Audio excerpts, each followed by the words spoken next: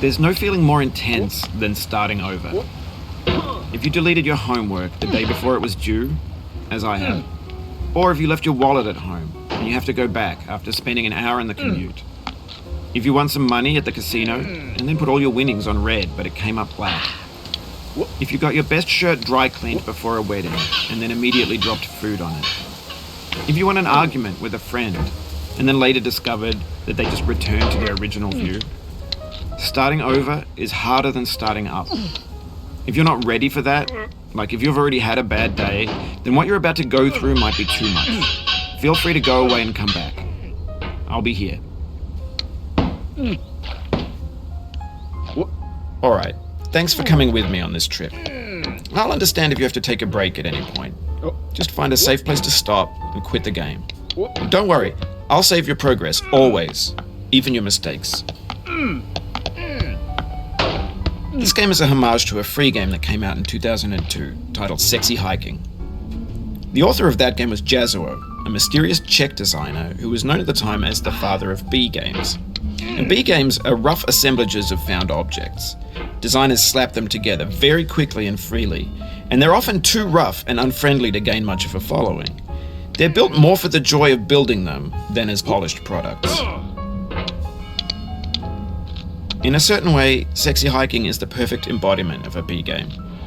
It's built almost entirely out of found and recycled parts, and it's one of the most unusual and unfriendly games of its time.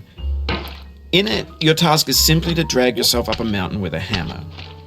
And that act of climbing, in the digital world or in real life, has certain essential properties that give the game its flavor. No amount of forward progress is guaranteed. Some cliffs are too sheer or too slippery. And the player is constantly, unremittingly in danger of falling and losing everything.